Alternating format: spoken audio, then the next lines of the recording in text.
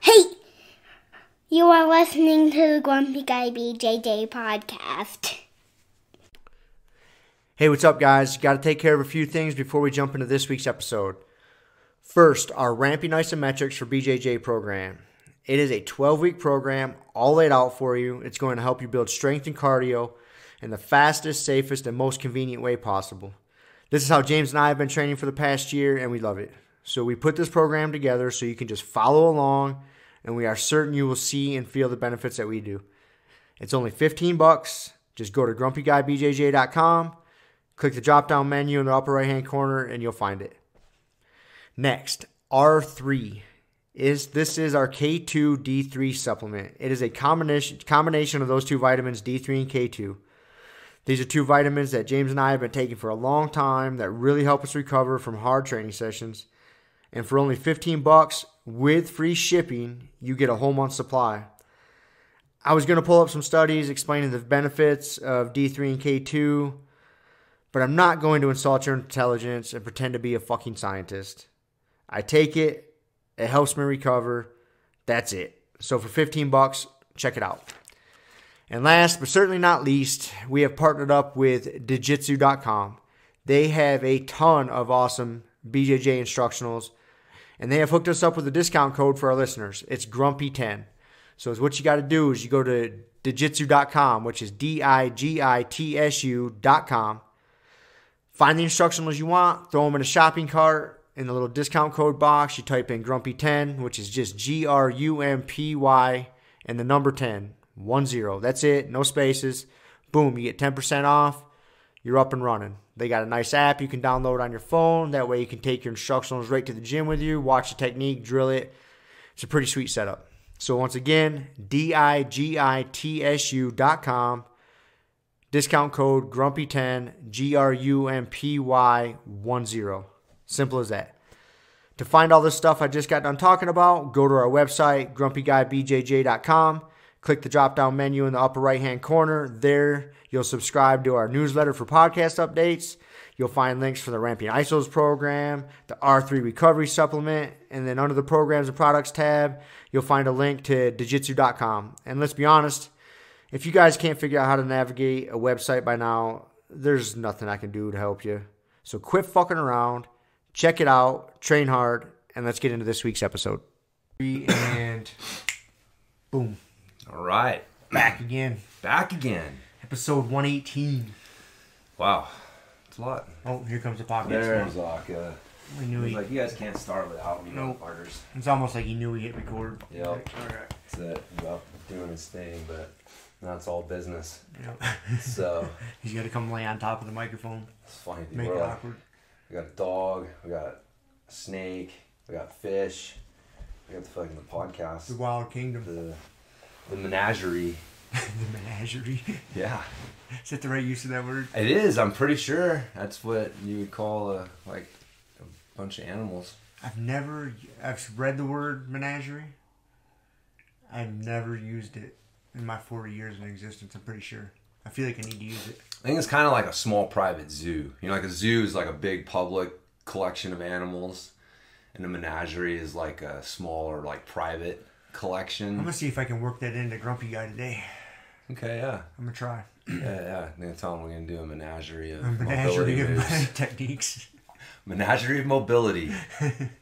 You won't be there today, will you? You got a big birthday party to go to. Yeah, yep. My nephew it's his 7th birthday. Yeah, because he's turning 7 next month. It's weird, man. They're like literally born 1 month apart to the day.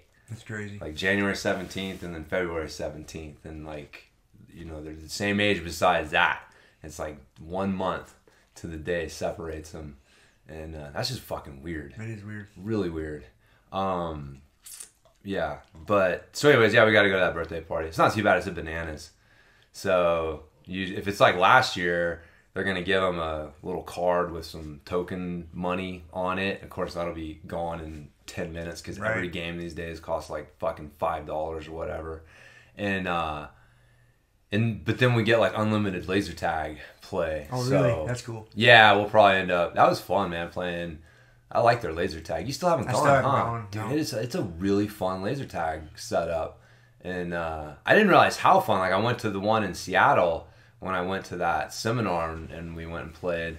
And I was like, damn, this is okay. It's totally different. Like, you don't realize there's different flavors of laser tag games and things, you know. You just know what you know.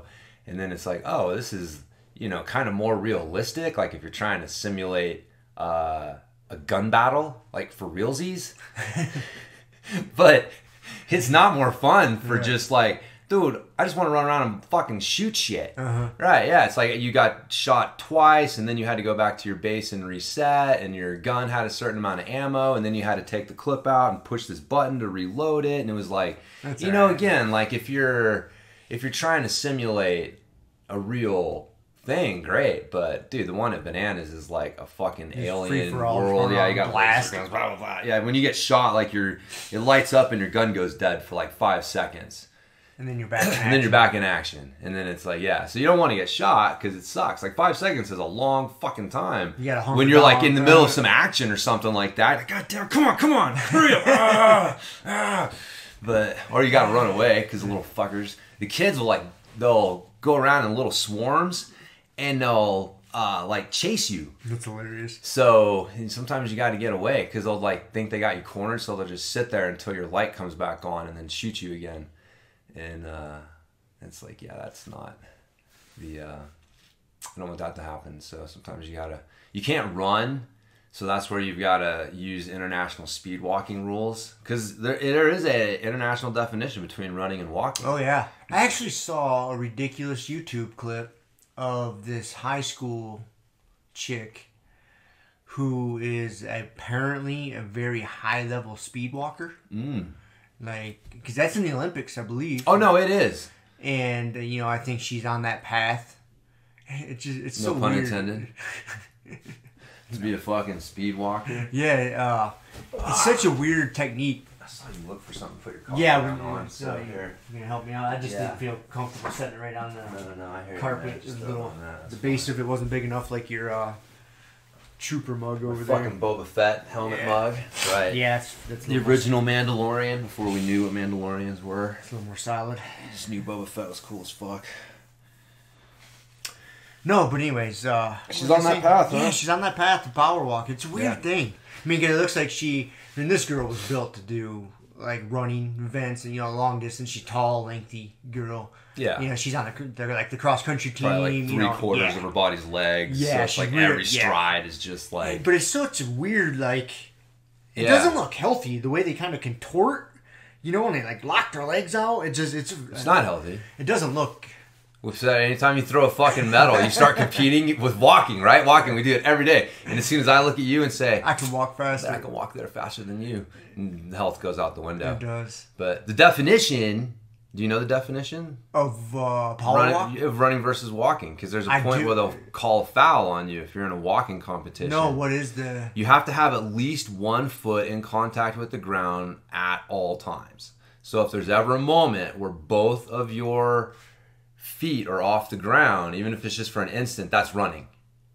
So that kind of in my mind helps explain the technique a little bit, because that's why, because when you're running you need like a knee drive, right? Yep. You lift your knees really high, and so that explosiveness of pressing off the ground with the back leg and lifting the front leg, you're gonna have that moment in the air, to where when they power walk, they kind of like doing leg extensions and they kick their leg violently out. As far as they can. As far as they can. And then plant the heel because they can't lift the back leg until that heel touches the ground. So that kind of explains the ridiculous techniques that they use. Yes. Yeah, they can't, do that little push. The push. Off of their back foot. And that's what technically separates jogging from running. So if you're ever in a situation where they're like, no running, you know exactly how fast you can walk. And if they call you on it, you're like, yo, man, check the record. The fucking definition of running is I got to have both feet off the ground, and I am not running. I am walking very fast, but I'm not running. There is a difference. So I've never had that happen, but I've always like kept, in the back of my mind. If anybody ever called me on speed walking, I'd be able to say, Olympic rules, baby. International Internationally recognized standards. That's what we're going to use here. Speaking of the Olympics are this summer. Are they? I believe so. Where the fuck are they? Tokyo. Wow, okay. I'm pretty sure. Is it Tokyo? That's right, it is. It is Tokyo. That's right. I remember now hearing some shit. Because mountain biking is a Olympic sport. What? Cross country. Like they race, kind of like trail riding, basically? Kind of. It's laps. They do like laps around a course, but it is like, got single track and shit. But yeah, it's like trail riding. Aggressive trail riding for laps. So. I didn't realize that. Yeah. Yeah. Fuck yeah. I didn't either. It's not the sexy one. Like, I don't know. When you think about... Do they do any sort of downhill in the mountain bike? Like, any sort of... Nothing like that? Nothing like that. No, it's just the cross country. It is the more popular, like, discipline, and it looks the most like road cycling. And so, it's... So yeah, whatever. Of the courses you go on, is there like really technical stuff, or is it just more of an endurance, more of a fitness challenge? No, man. So it's one of those weird things. Like the pros are really good. Oh, I'm sure they are. Yeah. I'm sure they can ride their ass off. But I just off. mean like, if most people tell you they race cross country, what they mean, like the courses they're riding on are like fucking pussified bullshit. Like I mean the more technical and harder the course is, the less people you're going to attract. Right. And the industry realized that like years and years ago. And so they have been systematically like dumbing the sport down and scrubbing the shit out because you can attract more and more people. But then you get to like the World Cup, like top level, and you look at like what they're riding and it's like, holy shit, that's legit mountain biking. So it's this weird thing because you can point to the top guys and say, they're riding legit shit. You can't make fun of cross country. Cross country is legit. But it's like, but you're not doing what they're doing. Right. You know what I mean? Like, I know that technically they're saying the words cross-country racing, but they're doing something different than you are. And even like with the downhilling, as well, like the shit they ride at the World Cup level versus what, a lot of people ride and say, oh yeah, I'm racing downhill. And it's like, yeah, kind of. But I don't know. It's like going to a top level fucking tournament like Worlds or Abu Dhabi versus like your local Grappler's Quest or whatever. Right. It's like being a champion or competing at those two levels are two different things. And but yeah, that cross country though is almost like a completely different sport at the top level compared to what you see at, because like at the high school level they got high school mountain biking leagues and they're fucking terrible. Because they're run by NICA, which is a cycling association. It's the National Interscholastic Cycling Association. Because most schools don't have a cycling program. And so NICA is almost like this, it's a high school cycling program. They have races, and so your school can join a NICA league, right? But it's not School District 51. Right, so around here, like that's our school district, and so like if you play football, you play volleyball, you play basketball, you play any of the regular sports, you're playing District 51. Like that's the league that you're playing in. You're playing against the other teams in District 51, and it's different if you want to join a mountain biking league or cycling. They do this with road cycling as well, but it's you got to join NICA, and so NICA gets to like run the show. Like they're basically shaping the future riders of America and telling them like this is what mountain biking is and this is what this is. And then you go look at like what they're calling mountain biking, and it's like, and especially if you compare that to like what they're riding at, like they're doing cross country races, right? And you look at like what they're doing at their level versus like what they're doing at the pro level, and it's like that's not the same fucking thing, man. Same sport. It's not even the same sport. I mean, they have rules against. Again, I could be wrong. I like to just misquote shit all the time. But at one point, I know that there was a rule in the NICA rule book where, like, you couldn't bunny hop or jump your bike. Like, if you manipulated your bike in a way that made both wheels come off the ground at the same time, it could be a foul. And yeah. I really don't know anything about mountain biking, but that seems like a pretty valuable skill. It's a fundamental thing. You need to know how to be able to, if you don't know how to do a basic like bunny hop and drop, it's unsafe for you. Right. You should go back to learning how to do those skills before you start playing the sport, not fucking force the sport to change its standards because we want to get kids, and it's all for the kids, right? So you can't say anything negative about something that's being done for kids, right? Like, you look like an asshole if you come out and you start criticizing NICA. And but it is, man. I don't think it's good. I think that the vision that they give kids of what mountain biking is not what mountain biking is. And it's road cycling. Like I said, anytime you hear the word cycling, that is code word for road riding. Like that's what it is. That's what cycling is. And so whenever you get a body, that's why like BMX racing broke off and like started its own thing, because like being under like the UCI, like I mean, I guess they are still under anyways, but it's like whenever you're the main governing bodies in cycling, their main concern and their whole view of the world is road riding. And so they look at mountain biking as like, it's road riding on dirt. Like, that's how they look at mountain biking. They can't help it because it's what they know. And so, but mountain biking is not road riding on dirt. It's a completely different thing. Completely different thing. And I don't even think that racing is really like a good, it's part of it. It's kind of like... It's just one aspect, one discipline of it, huh? Yeah. I look at mountain biking more like jiu-jitsu, right? Like, it's more about like self-expression and self-improvement.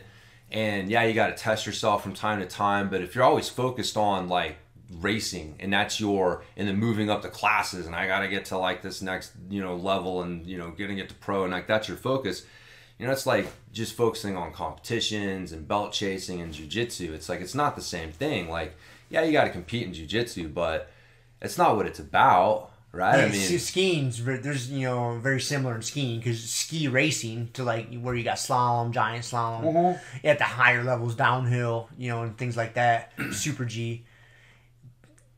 That's not the same as backcountry, right? You know what I mean? Like, it's completely different, completely different. Even like the technique. If you're a really good ski racer, you can learn how to do the other stuff. Yeah, it's easier to go that way, as opposed to being like really good at like backcountry and mogul skiing or whatever, and then trying to learn how to be a good racer.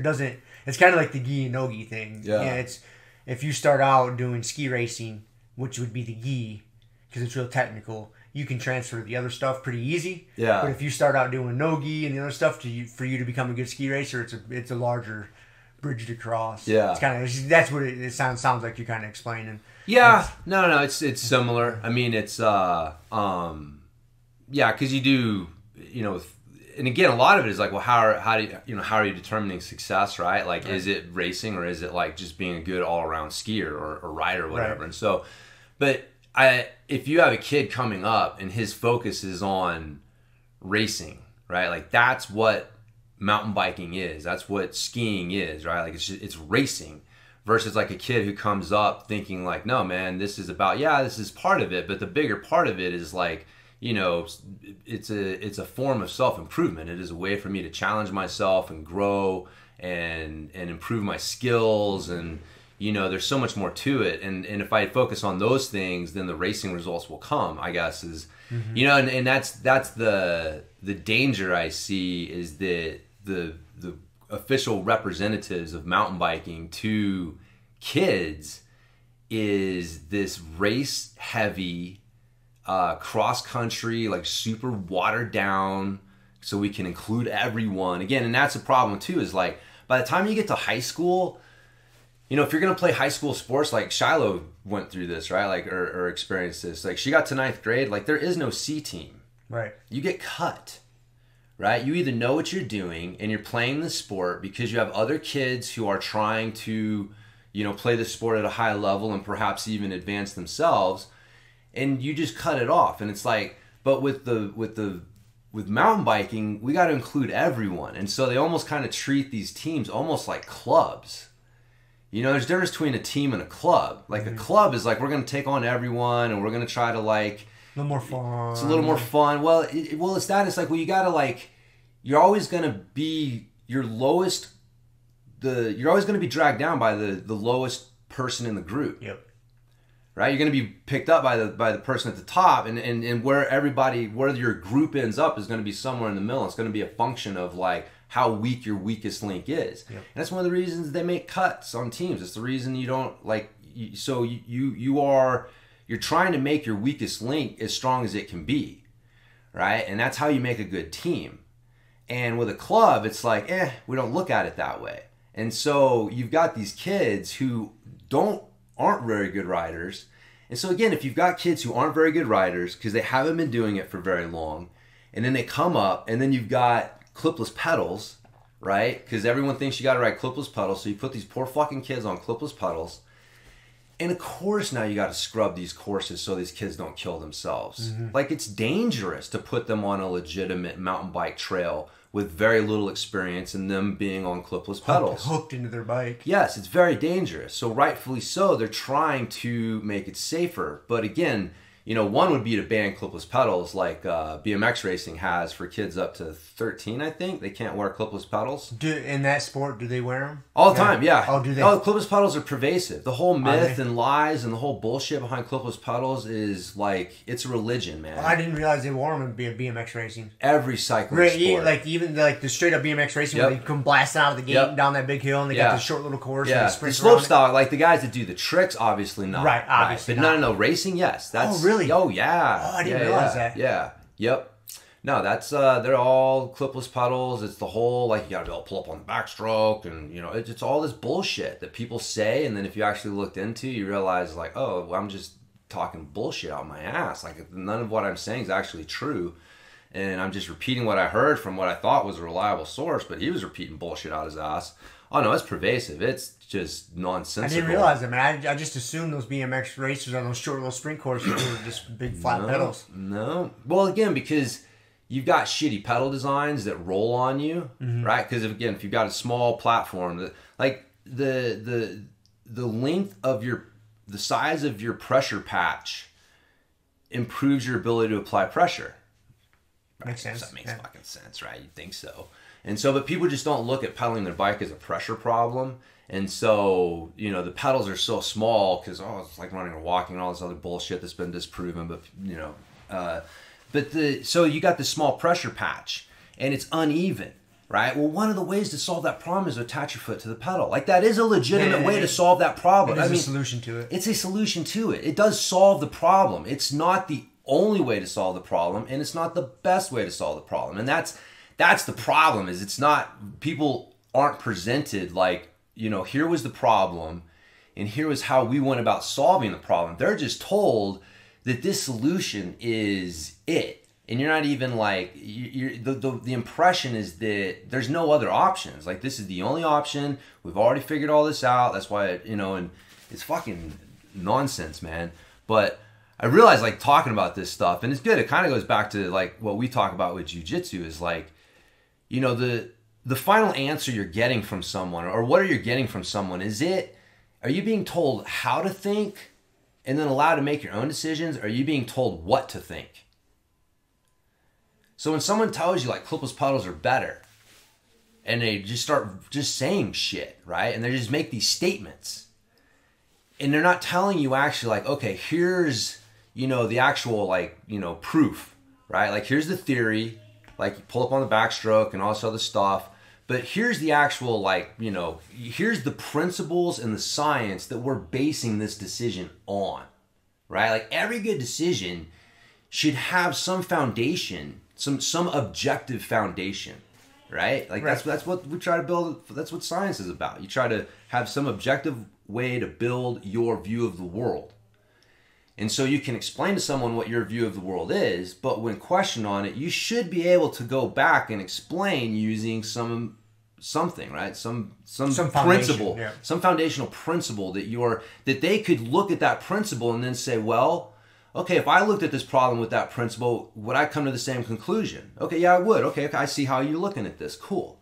And if they don't, maybe not. Maybe you look at it and you go, wait a minute, man, I'm looking at this and I'm not seeing the same answer, right? And so, but there's a difference and there's a danger, right, in doing that, because someone could look at it and say, I'm not seeing the same answer.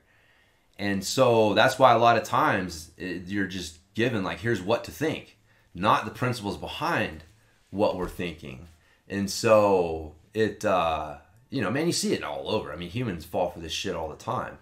And, it's like, oh, God hates gays. Okay, cool. What principles are we basing this on? Right? Let's take a look at it and dig into it. And then it's, wait, that's what you're basing? Come, get the fuck out of here. right? And it's the same thing, but it's maddening because it's people get misled by the information, and so then they make bad decisions that affect their health, their people get hurt on fucking clipless pedals all the time. Like you see the sport getting dumbed down because that's the best way to make it safe for less experienced people is to like dumb it down. If you're gonna have them attached to their goddamn bike, but if they, there's other answers to the problem, and that's like always what I'm trying to do with. I tell people even with this like Bike James flat pedal bullshit is don't believe me, don't believe me. Go fucking look it up yourself. Go look at the shit. Like I provide places for you, some information for you to look at. Go check it out for yourself and then come to your own conclusion, man. That's all I'm asking people to do is stop basing your conclusion on what fucking bike shop guy told you. Like it's idiotic. So that's why I love jiu-jitsu. Because no matter what somebody tells you, some dipshit blue belt can tell you whatever the fuck he wants. Yep. And you're like, okay, well, everybody knows these principles. These principles are not fucking mysteries, right? Like most cyclists don't understand the principles behind the pedal stroke and moving on their bike and all of these things. They're completely misled in this. But man, in jiu-jitsu, it's hard to bullshit. Yeah, it's hard to bullshit, man. We know what the fuck's going on. Like we know what these principles are. So you can look at a move and go like, I don't know. That looks like it's got a gap from a principle standpoint. Or then you try it and you see. And it's you don't have to sit there and like just argue theory with people all the time. It's like the fucking flat earth society. It's like I joke about it with the ancient aliens things. Ancient astronaut theorists say you can't prove us wrong, right? Like that's their whole thing. Like they're always like, did aliens visit us in the distant past? And their follow up is always like, ancient astronaut theorists say yes or whatever, and then they go on to like their quote unquote evidence, and I've started to like pipe in when they say that, like ancient astronaut theorists say you can't prove us wrong, and then we're gonna throw some shit out and you can't prove us wrong, but not being able to prove us wrong is not the same thing as being right, and without the ability to test it and really find out what the fuck is right. You just end up with a lot of like, well, you can't prove me wrong. Doesn't mean it's right. Exactly. But people they get confused on that. They think because I can't prove them wrong like in the moment that means they're right. And it's like, no, man. Like then they're all saying like absence of evidence is not evidence of absence or something like that. I think there's something along those lines. Yeah, I've definitely heard it before. Yep. Yeah. But again, the maddening thing is that if you have evidence, then it points in a direction, and then people ignore it because it doesn't fit in with the story that they want, and it's like what is the fuck? There's just so many.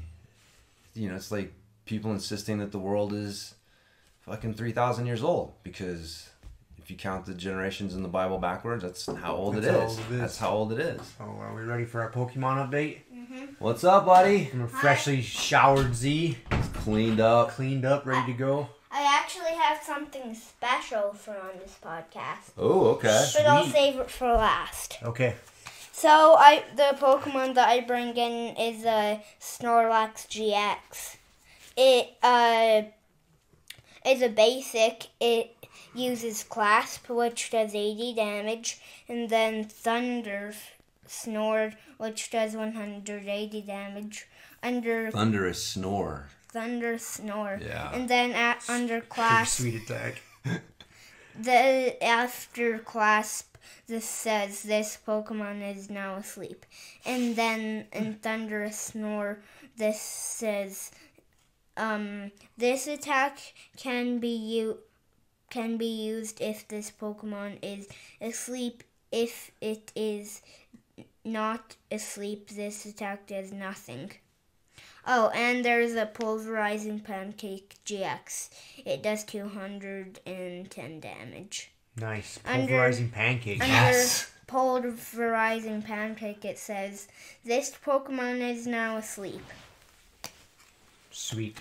And then the special thing that I brought in is a Metal GX Tag Team. Thing. What does that do? It doesn't do anything. It's just something really cool. Can I see it? This is a Pokemon thing? Yeah. Yeah, they have the GX are like a special like I don't know, what would you call them? Pokemon. Like high level Pokemons. Like, Yeah. they... And the tag team was an edition that came out where they had like 2 Pokemon that teamed up. Team up and... And they can do special things. Gotcha.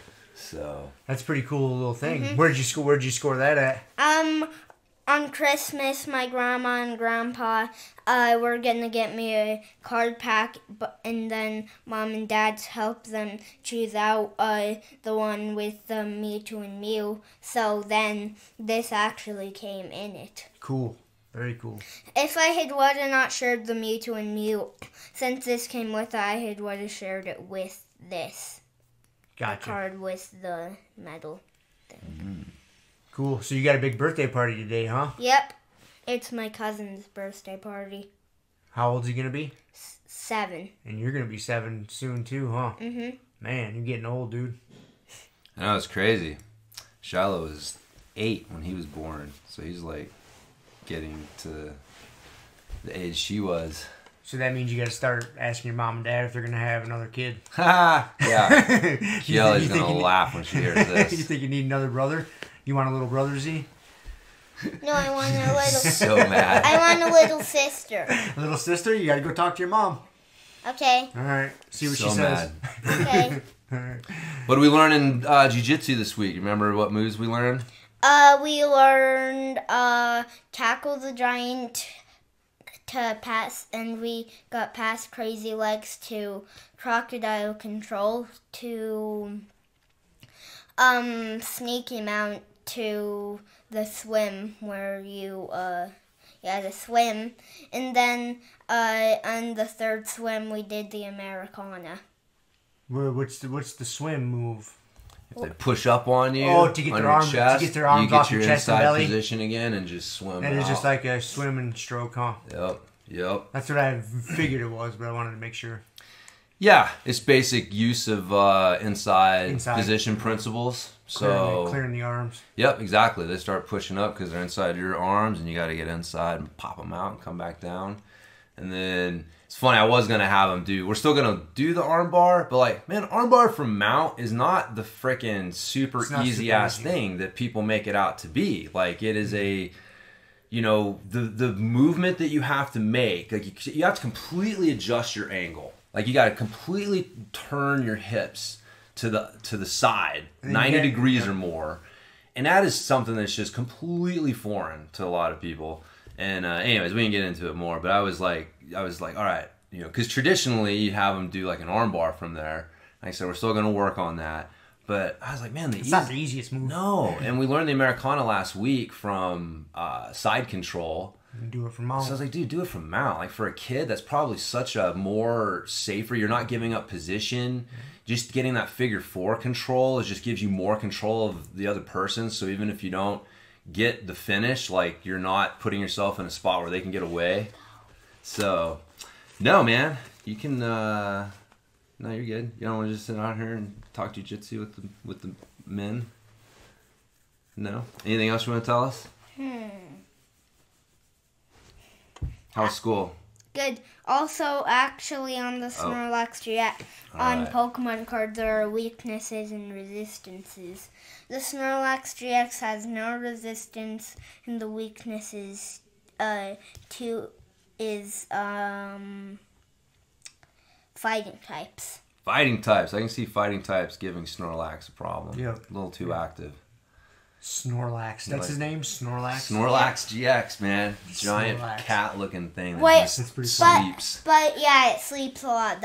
And it snores while it sleeps, so it's called Snorlax. Snorlax. It's kind of funny. It is kind of funny. Actually, maybe it's because it lacks snoring, because in all of the Pokemon shows when I saw it, Snorlax actually did not sleep. No, I mean snore. Didn't snore. Well. Maybe it's because it lacks snoring. Could be. Lacks snoring ability. All right, man. I think that's good on our Pokemon update. Okay. Thanks, so, dude. Appreciate Bye. it. Bye. Have fun at your birthday party today, man. I will. Bye, dude. Bye. We're talking and he whispers to me. He's like, Can you please have another... Yes. For those of you guys couldn't hear, Z immediately went out there and asked his mom if she could have another kid. she comes storming in here, man. You're welcome. I'm pointing Kelly. at you. Yes. So I did not expect him to ask so soon. no, he will. That is hilarious. He'll remember for sure. He's not one of those normal little kids that just forget shit. Oh man, that makes me so happy. That's funny. That's pretty funny. Yeah. Oh man, Kelly's gonna love me for that one. Yep. Yeah, we were sitting there talking. He leans over. He's like, "Should I leave?"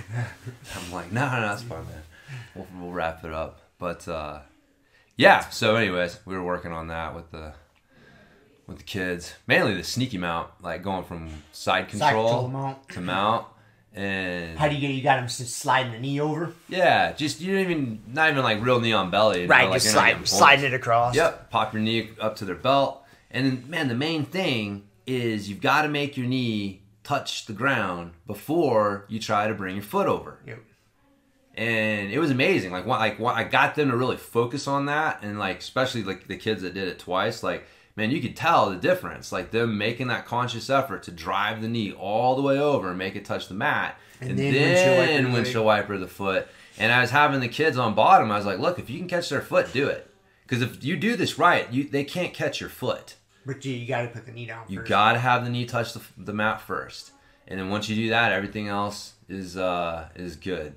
And so, which was good because, man, if you can coach it to a kid, like you can coach it to an adult. Yep. Like, dude, my shrimping coaching is on fucking point, man. I can coach shrimping. Like, it used to be one of those moves where you're just like, you try to coach it and you watch somebody flail around and then there's just the old... It's hard to figure out what words to use. Like, yeah, but it's, the excuse is usually, it takes time. You'll figure it out. It's one of those hard moves to figure out and it just takes some time. And it's like, no, if you coach it right, it works. But... it's 3 things. Get your hips up as high as you can get them. And then what's really helped is I've been telling them to roll over to one shoulder so far you feel like if you go any further, you're going to flop over onto your belly. Like you can't roll over to your shoulder far enough, too far. Like if you roll over too far, you're going to end up doing like a step over, to like turtle or whatever. But just getting people to understand like, oh, that's how far I have to come over to my shoulder. And so when you're at that point, you can see your feet. And if your butt is up and you are over to your shoulder that far, dude, the hips coming out in the shrimp is easy. It happens perfectly. But if you don't get them to get the hips up and then turn over far enough, and that's where everybody fucks up shrimps at first, they don't turn to their shoulder enough. They get one shoulder off the mat, but they still got like a whole shoulder blade on the ground. And so then they don't turn their hips. Yeah. And so then it's hard to slide your hips the right angle. Right. Your hips aren't live. You don't have your body in line to move the proper way because your hips only hinge one way. Yep. So it's hard to hinge into the ground. If you hinge into the ground, how are you going to scoot? Yeah. You got to get your so you end up jumping. Yeah. You end up doing some weird like jumping shit. Yeah. And then spreading everything out, and you end up like in this fucking weird position that if you ever ended up there rolling, you're in trouble. Would be terrible. And yet, it's not unusual to see shrimping coached and going down like that. And eventually you figure it out, but it's not because of the spectacular coaching cues the jiu-jitsu world has come up with to coach shrimping.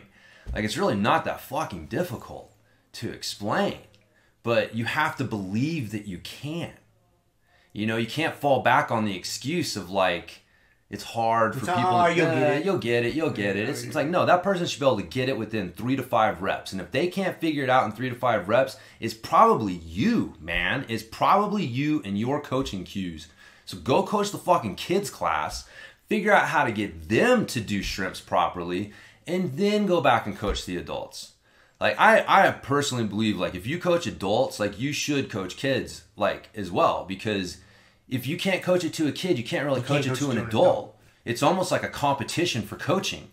Like, okay, you think you're good? Go teach a 6-year-old. Go teach the kids class. And then see how, Because they're so literal.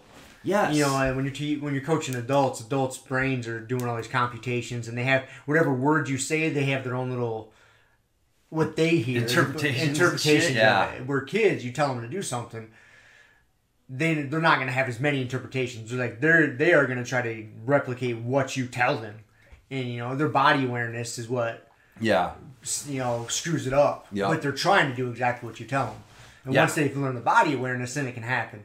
Where the adults, not only do you got the extra computations, then you got the lack of body awareness, and it's just like, whoa, what am I seeing? Yeah. So trying to figure out the right. I run into that. I mean, I don't coach kids ever. Yeah, no, I take it. I don't need. I didn't really mean that. I know. It's a good challenge. I know what you mean, though. And even approaching your adults like you're coaching a kids class. Like, don't fall back on the crutch of they're adults, so they've got more structure to hang the things I'm saying on. Right.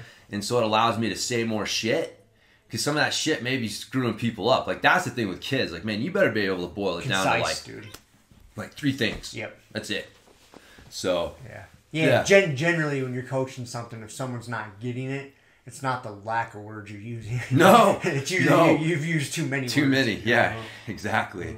It was something you said, and then you keep trying to talk your way out of it. You're trying to add to it, and you're just compounding the problem. Yep. Yeah, I run into that for sure. I know. It's funny. I know we've both done that. I've seen us both like, all right, hold on. I just said something.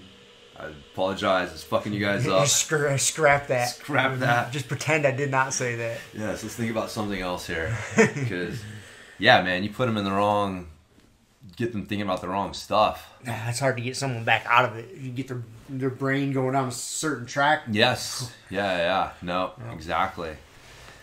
Yeah, that's why it's, important thinking about the right stuff and, drilling. And that's why it makes having good coaches and teammates so valuable because, you develop bad habits and then,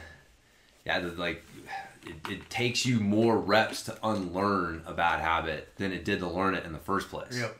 So it's you definitely want to try to make sure you're on that right path from the beginning. But so yeah. Speaking of that, though, I'm bummed you're not going to be there to drill today. I know. Me too. We always drill together on Saturdays. I know. I actually have some stuff I've been drilling. I went through a stretch where I was like, what am I working on? I don't know what the fuck I'm working on. So it's good. I've got problems again. That's good. So it's I'm gonna try to make the open mat. So I'm gonna tell them I gotta leave by 1 because it's supposed to be from 11 today? to 2. Oh, yeah. Okay, nice. I was like, fuck, dude, that's 3 hours, a long time for a birthday party. And but yeah, I want to try to make it because this is my last week to get my video. Like if I have a video of me rolling and send it to that review. Oh, I forgot about that thing. Yeah. Have you sent them in anything? No, not yet. Because I haven't. Like my plan was to film me rolling last night. Like just have Kelly film me rolling with like you or somebody and so that was my plan. And then I was just I was so dead yesterday. It's crazy. I feel alive today. I felt like a fucking zombie yesterday. Did you? Yeah, I told you I slept for like 5 hours, man. In the middle of the day? In the middle of the day. That didn't screw your sleep up last night? You went to bed at a normal time? I went to bed at a normal time, and, I definitely was, probably woke up a little bit more than normal. But, no, man, I enjoyed laying in bed for, like, that's a long forever. Nap. I did that not too long ago. I remember just being tired as all get out. I was like, all right, I'll lay down and take a nap. And when I do that, generally, man, like 20, 30 minutes and I'm up. And I'm like, oh, I feel refreshed and that's good. Like for a midday nap. Dude, I did that same thing where I laid down and all of a sudden like 3 hours later or something, I'm up and I'm like, whoa, like I just knocked out to like dead to the world for a few hours. Dude, it's nice to just go to bed and not wake up like when something tells you to. Yeah. Like there's something to that. Like it is just, even like taking a nap in the afternoons, I usually set an alarm. And I was just like yesterday, I was like, man, I just want to fucking go to sleep. I don't want to worry about when I wake up. I am just so tired. And so, you got to do that every once in a while. It's we're not getting enough sleep. I'm really like kind of struggling with trying to balance all this shit out with like, getting enough sleep with also trying to do all the other things. Oh, dude, that's a struggle I have every week. You know what I mean? Because I get into an argument with myself. Like, okay, do I? Because, you know, sometimes, like, I get just forced to have to go to bed late because I get out of work late. Like, Thursday, dude, I put in, like, a 13-plus hour day, man. I didn't get home from work Thursday until, like, 10 o'clock. And usually, dude, like, you know, I schedule myself to get up every day at 5:30 at, like, the latest. That's my alarm. Like, I have an alarm set for 5:30. If I get to bed at a decent time, a lot of times I wake up slightly before it, and I'm like, okay, I'm good, and I just get up. But I have those late days to where I get forced, or I don't get to get home until 10. By the time I get home and get showered up and, you know, do my thing, like, you're not in bed until 11. And, dude, 5:30 comes early. And so, okay, do I push that alarm back for, like, another hour or so? But then I don't get all my morning, like, routine done. I barely get my dog walked. I don't even get a workout. Then I just get, like, I'm mad at the world because I shake my fist at the world because I didn't do my morning routine. Yeah. So is that better, though, that I missed that for some sleep? Because, you know, I'm only going to get 5 hours of sleep, so am I really gaining on it by getting 6? That's my rationale. Like, well, yeah. I'm not getting, you know, 7 or 8, so fuck it. Let's just deal with 5. That's usually my answer. But I don't know if it's the correct answer. Yeah. Yeah, man, it's a tough one to balance. I think we just we try to do too much, man. Like, humans, we're not really meant to try to juggle so much fucking shit, and then being told, it's like, I was thinking about this. It's weird. Like, I get how I connect shit, and again, it's like chin ups. You know, I hate chin ups because I can't do them. So now I'm like, dude, I want to sleep in more. So I'm trying to find more fucking excuses. My brain finds, like, you know, connects dots to justify my current theory on shit or what I'm looking for. So I admit that. But I was thinking about some of this stuff, and because I'm reading a book. It's actually that Black Elk Speaks book. Oh, I've heard Joe Rogan. Yeah. Well, it's one. So you listen to the Mike Baker interview? Yeah. Was it not weirdly ironic that, like, just the day before I was talking about Peter Pan and how goddamn racist it was? he brought it up with his kid, Sluggo. And why he's like, Dad, this is kind of racist. Kind of racist, huh? Like, 12-year-old kid or whatever. Like, yeah. Yeah, this is pretty racist, especially in today's context. Again, I'm not saying we should ban Peter Pan, you know what I mean? And that's kind of the danger, is like, okay, that is really racist, you know? So should we still, like, have that around? Like, is that offensive? But I don't, again, like, taking it in the context of the time is a little something different. You can't get rid of it. It's, no. You know, it's kind of part of history. Yeah. It shows where we were as a society. Exactly. Like, exactly. You can't just ignore, like, we all make mistakes. That's like you making a mistake and just, we're just pretending it didn't happen. Never happened. Yeah. No. That's just a societal mistake, really. Misstep. And at that time when it came out, we didn't see it as a mistake. Yeah. Yeah. Maybe some people did, but as a whole, you know, we didn't. In today's context, you're like, it's like cringeworthy. Like, shit. Like, if you make that today, you know what you're doing. Like, you know how it's going to be received. So it comes from a different place. Like, if you went to the Disney, you know, people who made that movie back then and said, dude, you know how this is blah, blah, blah, they'd probably be like, dude, we were just, you know, I can see that now that you explain that, but when we were making it, that wasn't where we were at mentally. We were just trying to have fun, like with a caricature in society. We all knew cowboys and Indians, and, you know, it was like the Lost Boys and the Indians. And so what, you know, it was just, it wasn't meant from a bad place necessarily, but it doesn't mean that it didn't have an impact. You can tell me if you're a Native American watching that fucking cartoon, like, you're not watching that going like, what the fuck is this? Like how does that make you feel, right? And like, and then no one in society saying anything, so you just think, I am like this cartoonish, you know, thing and whatever. So it had a negative impact on people in society back then. But people just didn't have a voice like they do nowadays. Yeah, and you couldn't go on Twitter and be pissed off about it, right? Yeah, it wasn't. And so that meant anyway. So it was. But anyways, they were talking about that, and then he was talking about the books that he was reading, and I wanted to. He's been on this Native American kick lately. Yeah, it's kind of the first I've heard him talk about it, but because I had read the biography of Red Cloud, who was the Lakota Sioux chief that basically like it was the only time the U.S. sued for peace with an Indian nation. Like he got all the Sioux to come together to defend the Black Hills area of South Dakota from, you know, the white man wanting to go in there and you know, dig for gold and shit. And they basically whooped the Army's ass like several times and made life so miserable that the Army actually sued for peace and granted, like they signed a treaty with Red Cloud that granted that area to him and his people as long as the grass grows and the water flows.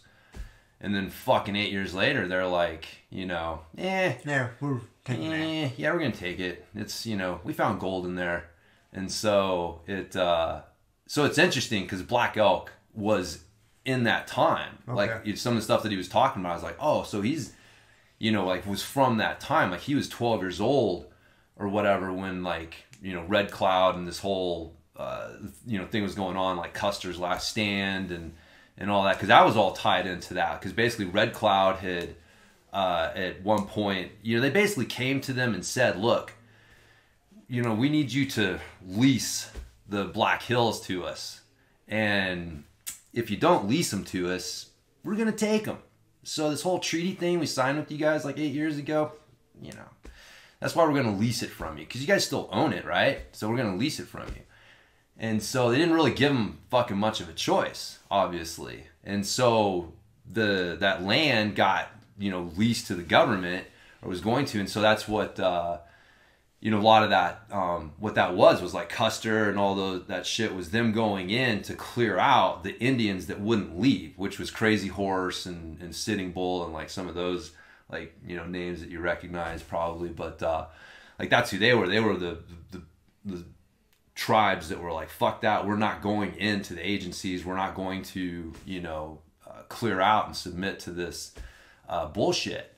And so yeah, Custer came in thinking he was just gonna fucking ride all over him, and fucking rode into a shitstorm, man. Yeah, giant camp of them that they just didn't realize was there. But one of the things was all of them were talking about, because they had been in a fight like 2 days earlier with I forget who it was, another like Army guy and his, you know, dudes, and they won that, and they were moving away because they knew that the Army was going to be coming there. And so it was 2 days after that the whole Custer's Last Stand thing happened. And so they were celebrating from that like win, and so they were up all night partying. And so it's funny, like in the book there's several guys giving their account because they were there. And they're telling, like, this is what happened, and this is what I did, and this is what happened, you know, what I saw. And all of them said that they were fucking slept in. Like, they slept in late because we were up, you know, partying the night before. And so, and you know, not like one or two of them. It was like the entire fucking camp was just like, nah, we're sleeping in. You guys just, you know, call this whole thing off. So, I don't know. And that was, you know, I'm like, the fuck. I don't know, it's just weird. It was like this weird mindset, because again, you have this like, there's a mentality like, to them, sleeping in because you're fucking tired, it's not that big a deal, right? But today, like in our society, sleeping in because you're tired is fucking frowned on. Like you are mentally discouraged from it. You know, it was like a weird juxtaposition of mindset. Again, like several times in the book, he talks about how, like, you know, we slept in, and you know, there wasn't this fucking rigid like, oh, the sun's up, bam, we are up, we're fucking camps alive, we're doing our shit. You know, and it was just a weird juxtaposition between like, you know, oh man, these guys, like, they're fucking tired, they fucking slept, they didn't like push it. You know, obviously there were times when they had to, you're on the warpath or whatever, and you're pushing yourself, but it wasn't this societal drive yourself to the bone every day kind of push. And it's like, dude, why would we do that to ourselves? Like, why would you go from thinking like the Indians, who by all accounts, you know, pretty much represented like hunter-gatherer, or like, you know, at one point all of our ancestors were living similar to that. like, why would you go from that mindset to our current one? Like, who would benefit from that? Like, do we really benefit individually from Corporations. it? Yes. That's how you would want a human being to act if you were trying to just turn them into a commodity. Maximize profit. Yes. You can't just have your employees just coming in whenever they feel rested. Yeah. How are you going to turn a profit? How are you going to turn a profit? It's a different thing when everybody's running their own.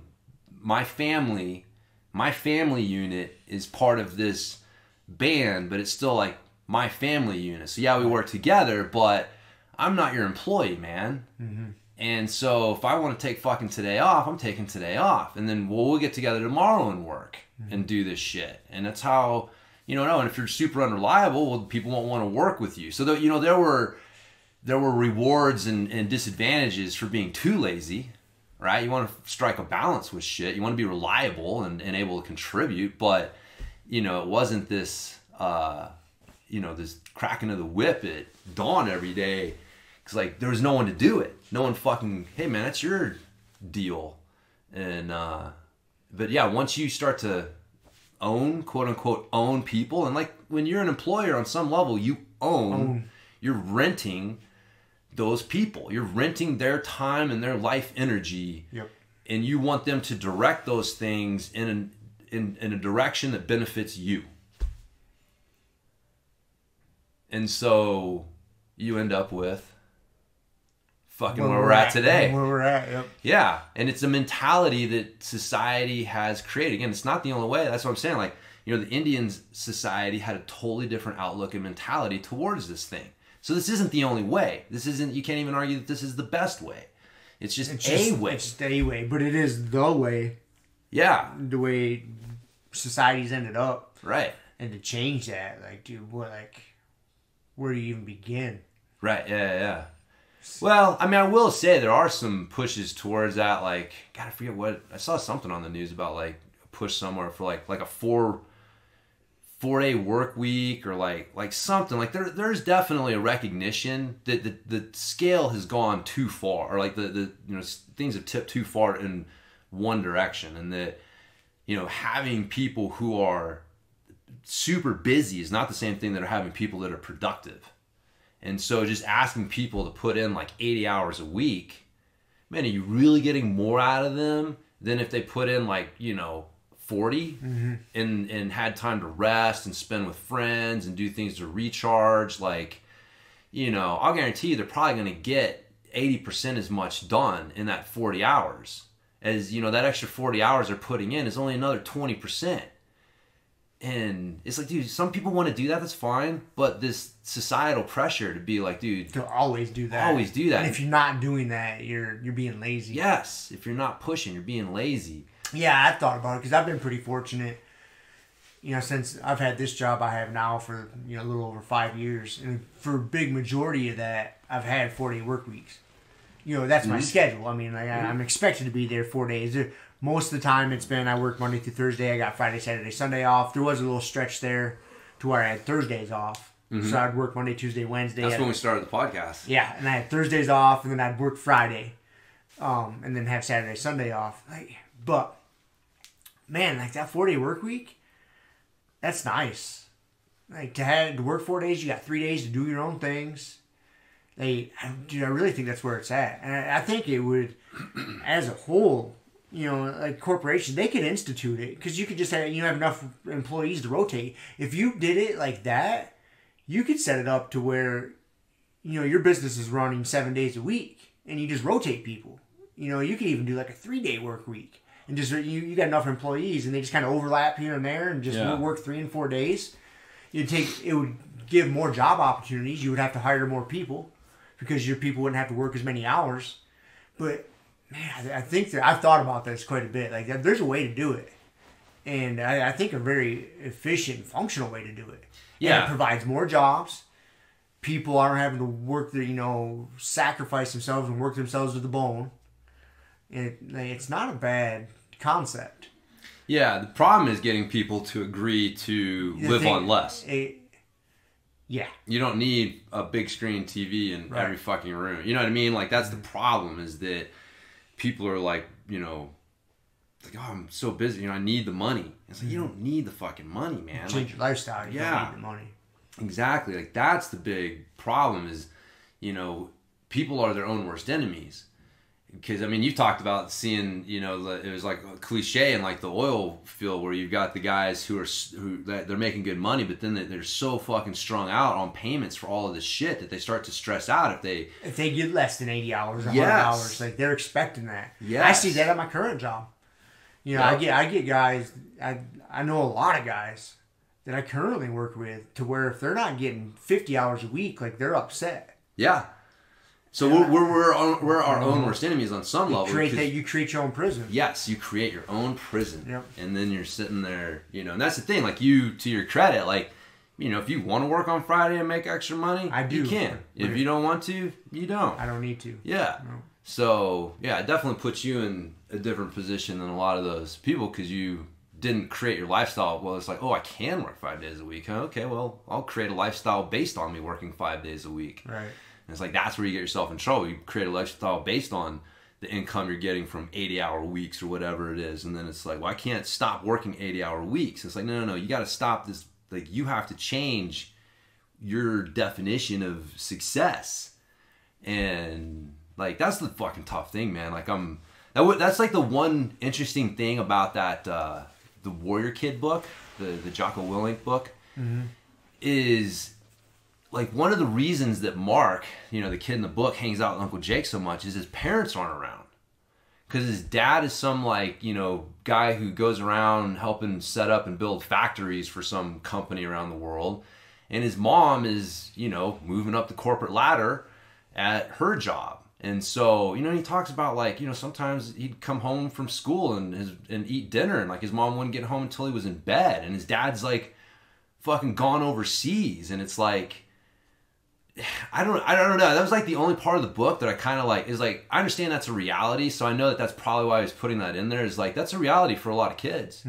You got both parents that work and they're not around. And those are some of the kids that need the most help. Yeah. And so that's what he's shooting at. Yeah. I would assume. Yeah. But man, I'm just like, this is fucking nonsense. Like, these are not good parents, man.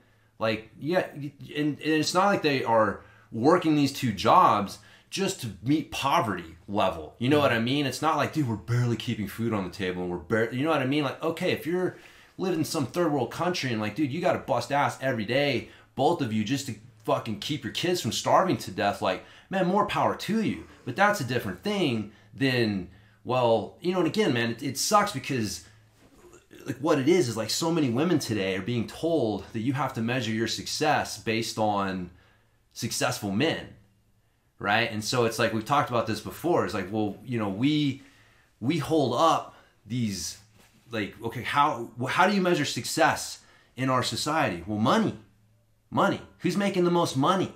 What kind of toys you got? What kind of toys you got? Who makes the most money?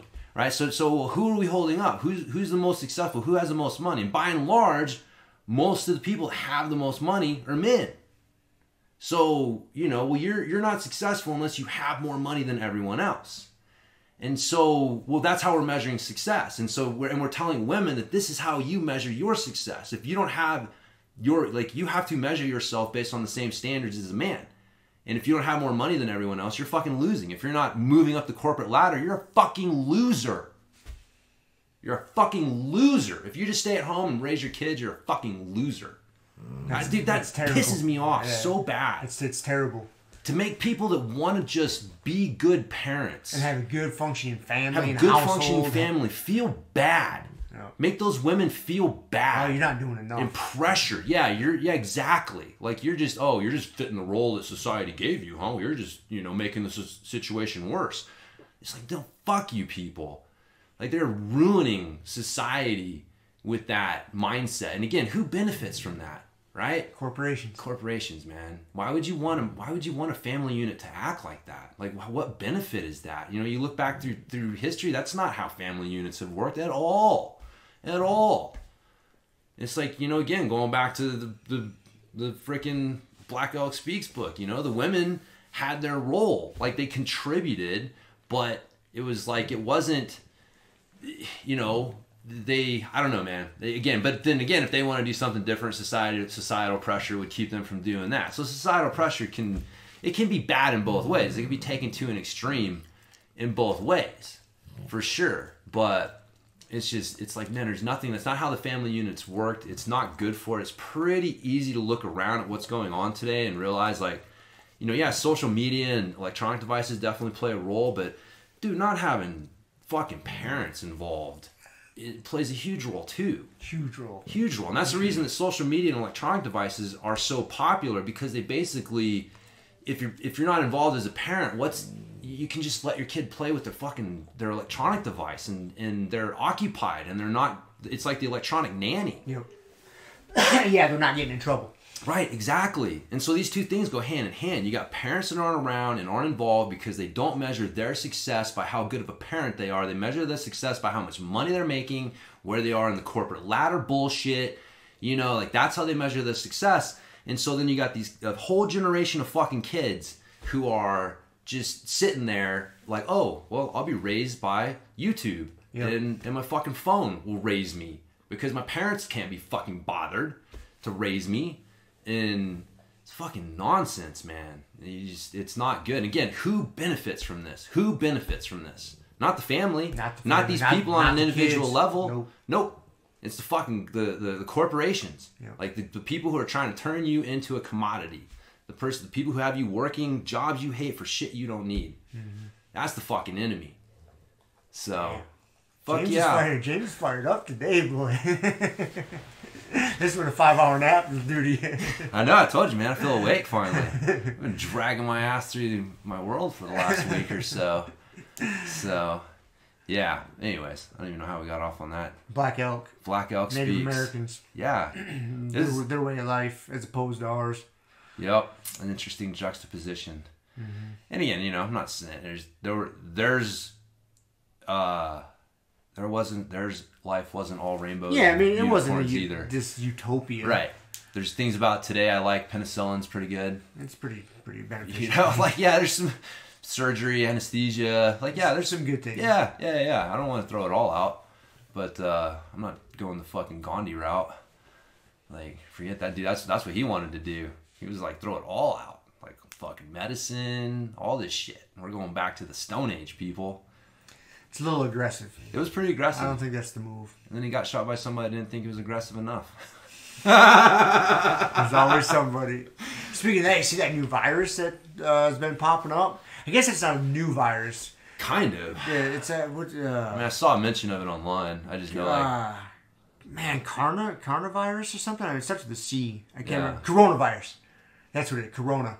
Yeah, because corona, I think, it's something to do with a crown or a king. And I guess if you look at the virus under a microscope, it kind of looks like it's got a crown on it. Huh. So but enough to where the state in China, this place in China where it's kind of been like ground zero, that the government imposed a lockdown.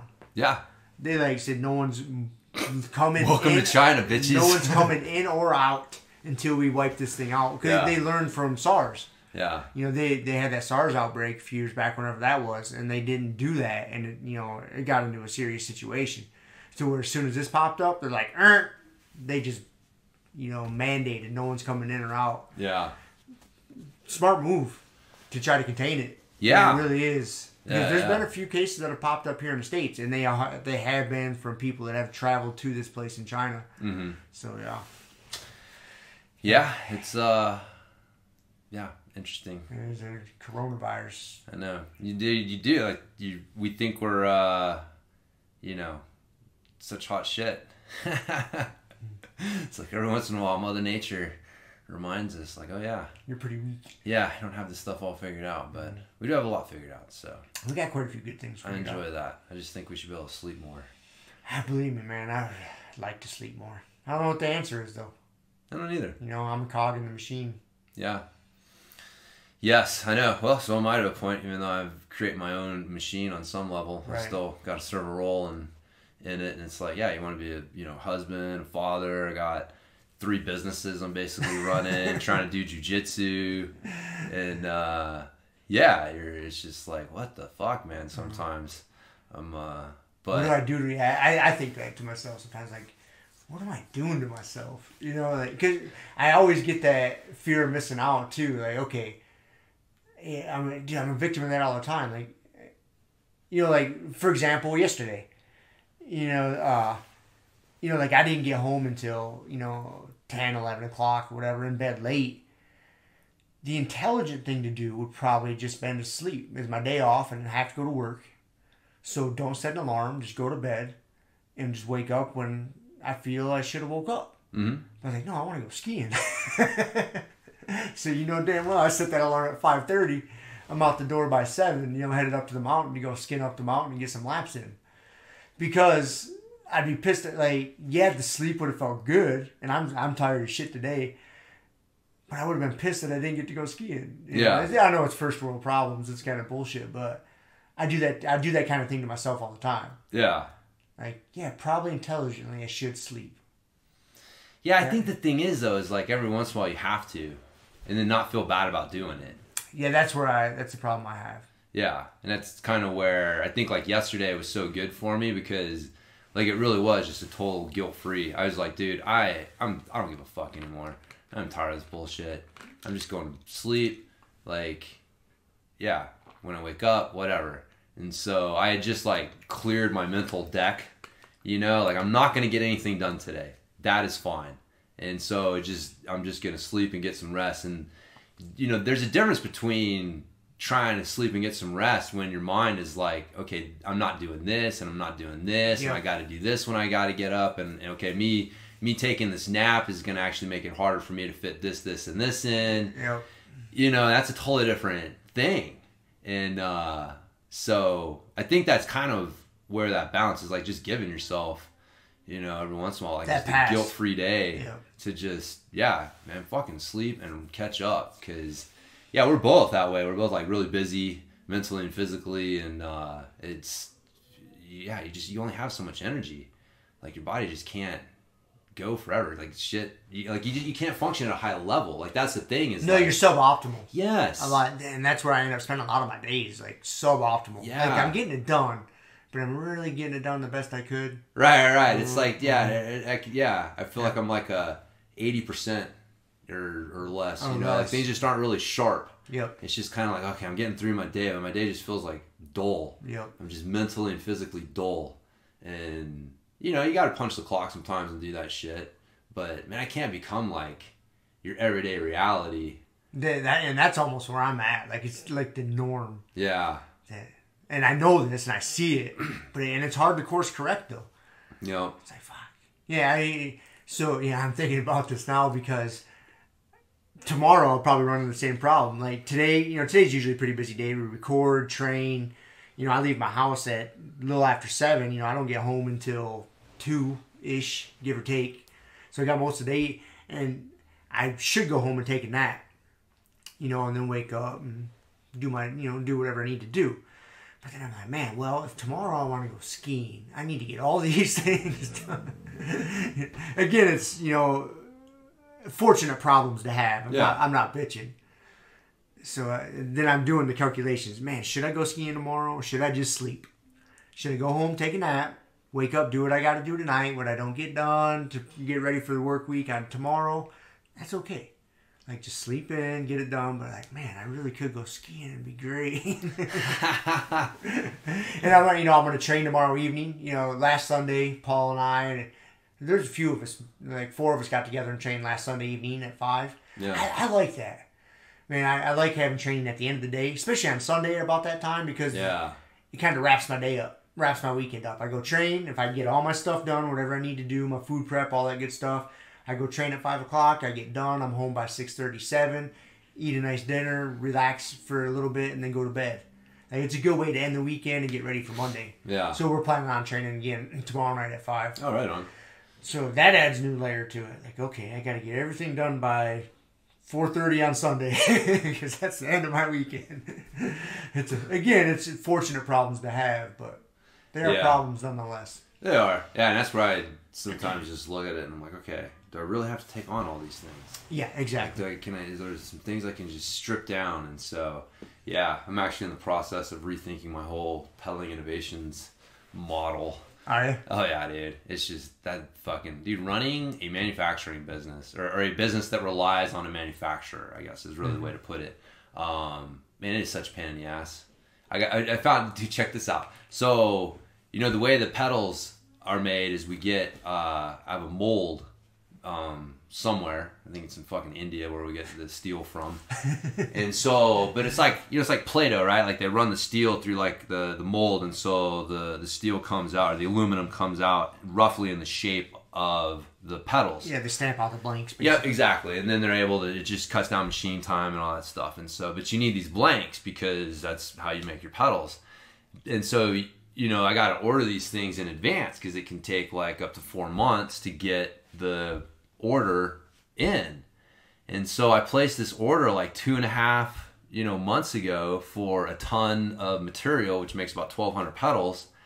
And yeah, I find out last week, or this week, my manufacturer over there says, oh yeah, you know, of course he's blaming it on them. Of course. But long story short, they're sending him the wrong blanks. That, you know, they're sending him the blanks for his pedals because he has a pedal that he makes. And so they're sending him a ton of material for his pedals and not for mine. So I have no blanks coming in. Yeah. You know, I thought that I was going to have more pedals on their way here in the next like 2-3 months. And so now it's looking more like it's going to be like, you know, 5+ months.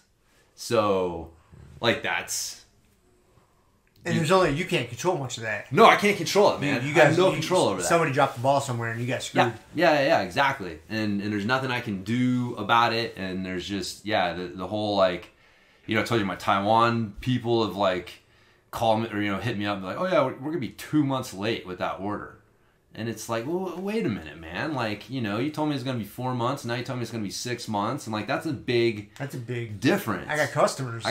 Yeah. Like I do all my stuff. And so you're sitting here trying to like figure out how to keep stock on your shelf without going too much. So it's, I think my plan, what I want to do, and this is probably going to be stupid and blow up in my face, but I'm just going to try it anyways, is I'm going to go the show your roll route. What's the show your roll route? Well, show your roll geese, they're fucking expensive as hell. Right. Why? Because there aren't very many of them, right? They do limited releases. It's like you can't get them on Amazon, you know what I mean? Like they're not available everywhere. Like you see someone with a show your roll gi and you know like, whoa, dude, like not everyone has one of those things. And so if like one of the ways to control manufacturing stuff is like, well, what if I just did like a limited release of pedals every month?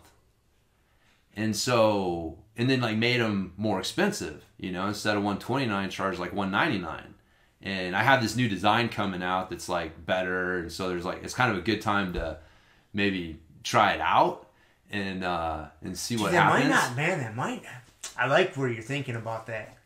You know, because I was in manufacturing for a lot of years and I see the problems you're having and and where you're at in that process, there's nothing you can do about it. Mm-mm. You get a supplier. It goes all the way back to the steel supplier, the aluminum, the material supplier, and because it just compounds. If he screws the guy who's doing the blanks, then that screws the manufacturing, and they can just keep passing the buck. But it doesn't matter. Bottom line, you get fucked. Yeah, and you have zero control over it. Yeah, and you're such a small. Like, for them, you're such a small customer, they don't give a shit. No, that's the thing, man. You have no power with them. No. I'm not important. You're not important. Nope. They don't make enough money off you. Nope. And so for you to call them and, be pissed, they're like, okay, whatever, you can be as pissed as you want. We're going to be 6 months late. And you can eat a bag of dicks with it. Yep. They're not going to cut you a deal. Nothing. No. You don't have any power in that role. And that's got to be so frustrating. Yeah. And, so I think you're onto something. Yeah. I really think you are. And then because, you even doing it like that, I mean... Well, I'll know how many, if I do 100 a month, yep. I know I need 1,200 pedals. Yep. And one of the other things is, and this is another tough thing, man, people don't think about this until you get into it, is success has its own problems too, right? Like if I sell too few pedals, well, that's a problem. But if I sell too many pedals, that's a problem. Yep. You know what I mean? If tomorrow Sam Hill, who's like this real famous flat pedal mountain bike guy, if he came out tomorrow and said, Catalyst pedals are the best thing to ever happen, I recommend everybody who rides flats get the Catalyst pedals, that'd be fucking horrible for me.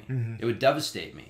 Because you'd be pissing customers off because you couldn't get a product in time, and then they'd be shitting on you online, and it would just fuck your business. Yep. Like, I'd run out of pedals, and I don't have them.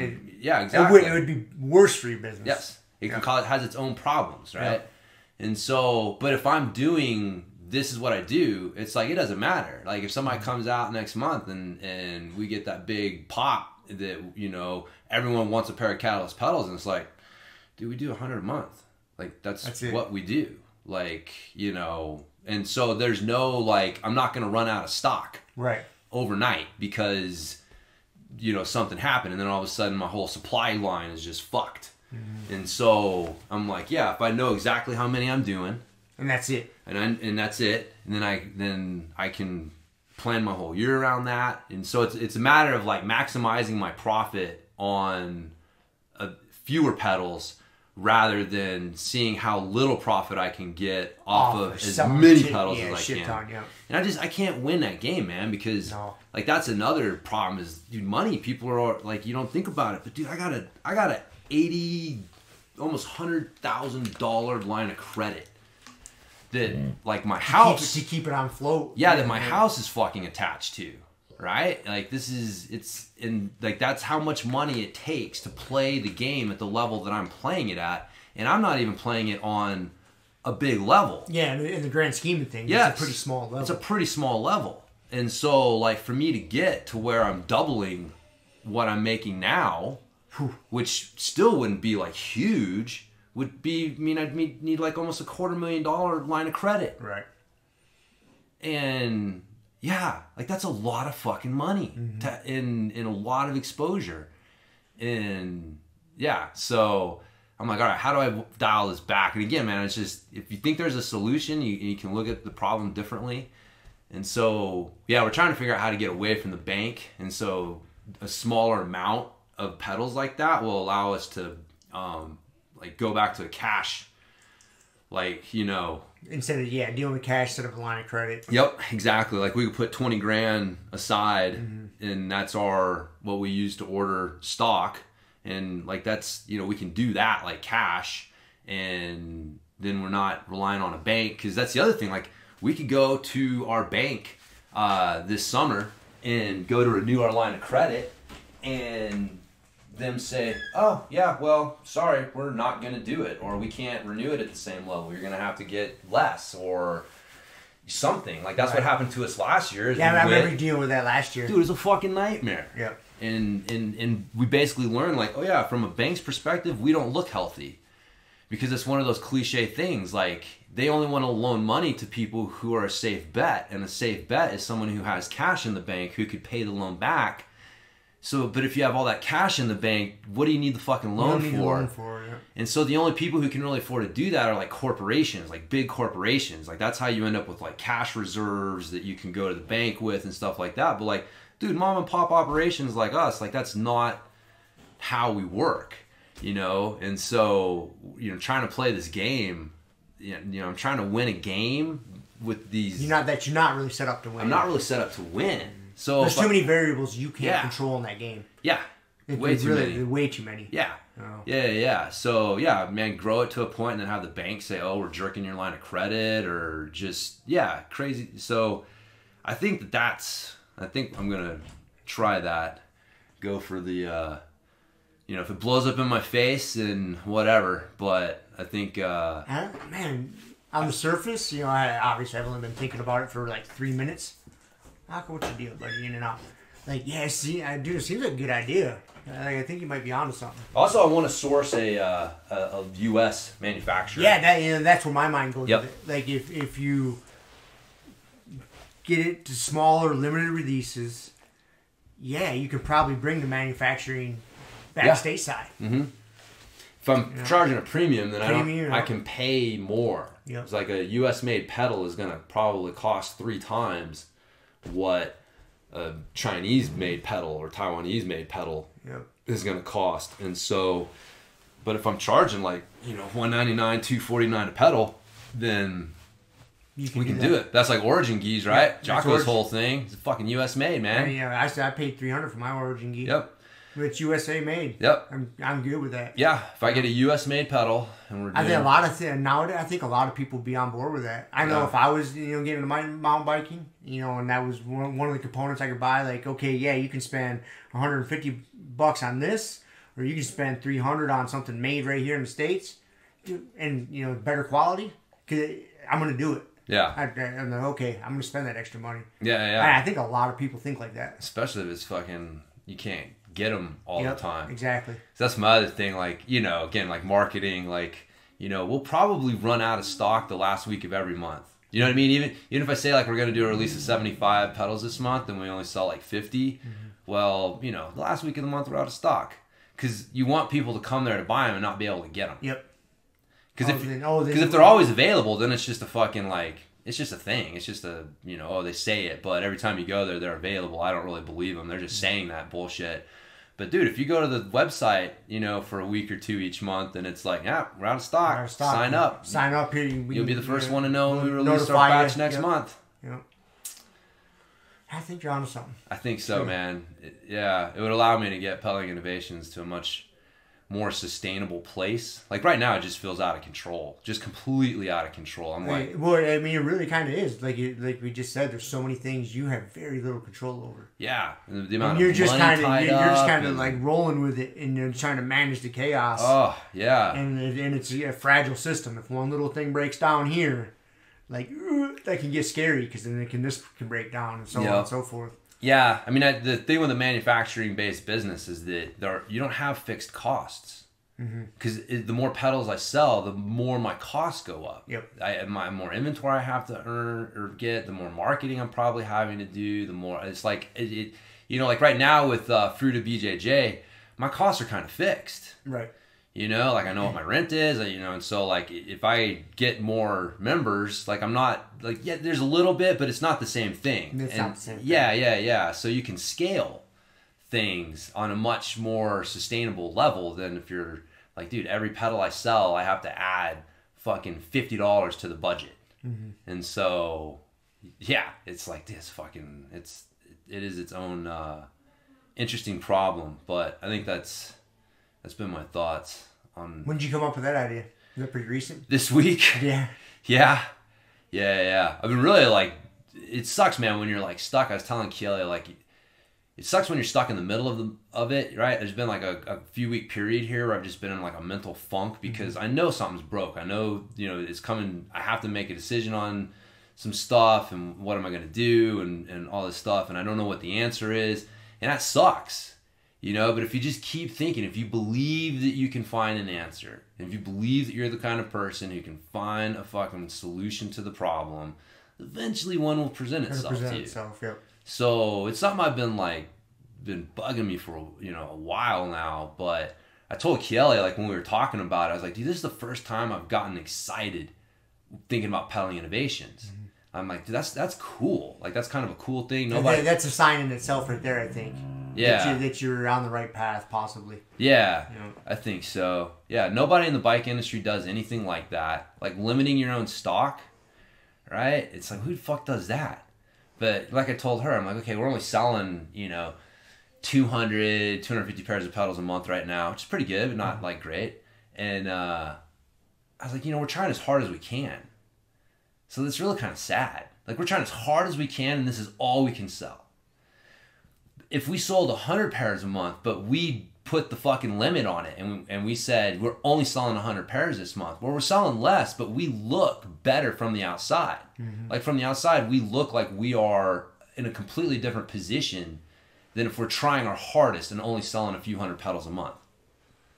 And so it gives us a chance to like control the narrative on where we're at, right? Like, yeah, we're not a big company. Exactly. It's because we're not trying to be a big company. We're trying to be this. And so you guys can't judge us based on, a big company type thing. So anyways, it's just like in jiu-jitsu, man. You're fucking losing this battle. Change the battle. Change the battle, man. Change the battle. Make that battle insignificant. Change the fight. Change the fight. Yep. See if you can make their grips and position worthless. moot. Yep. So that's cool. It's exciting to hear. Yeah. That's good. Yeah, it all comes at a good time. You know, the new pedal coming out. Like I said, the design's updated, got better internals, dropped some weight. You know, it's gonna be a good time to do it, and it'll allow me to like say, okay, how long until I get my next shipment of pedals, and then I can just divide what my stock is into that many months, and then I know, okay, well, I'm just gonna release this many pedals every month, and that'll allow me to like ride out this, you know, gap. So instead of selling out and then being out of stock for several months, it's like, no, we're gonna be in stock, just limited release every month. So I think you're onto something. Yeah, man. Yeah. I think you show your role. Hey man, if they can get fucking $300 for look what Armbar Soap Company did with their limited release belts. Yep. They did it with black belts. They've done it twice now. They do it like once every other year or something. Yeah. And they actually just did it with colored belts just recently. Kelly said she went to check and they were sold out already. Yep. Yeah, if you don't get on board quick, man. And they're not cheap. No. Yeah, like it. God, what happened? Because I bought one of the black belts when they did that, you know, a few months back. I think, you know, with shipping, tax, everything to my door, like $85 or something like that. Yeah. You know, for a belt, which is expensive, but it's a cool thing. It is a cool thing. It's a cool thing, man. It's a really cool thing. Yeah. And the thing is more than likely, it's being made probably right next to the belts that cost $25. Oh, yeah. You know, and then they throw a little, you know, some touches on it to make it a little different, and then it's the way the release, and so there's something about that, like that, you know, show your role, like, you know, that's the thing. Hopefully I'm not, you know, revealing any industry secrets at this point. I think everyone knows. I think like everybody knows. There's only a few manufacturers of the gis, like, you know, so you're getting, you know, they're not different than like $100 gi. Not terribly different. Not terribly different. In fact, made in the same factory. Yeah, exactly. Over in Pakistan. In fact, you'd probably be surprised how many like you know, house branded gis are like, they're fucking show your rolls. Mm-hmm. They're the same goddamn thing. They're same thing with Lucky. Yeah, they're just different patches and stuff, colors and stuff put on them, but they're basically the same goddamn thing.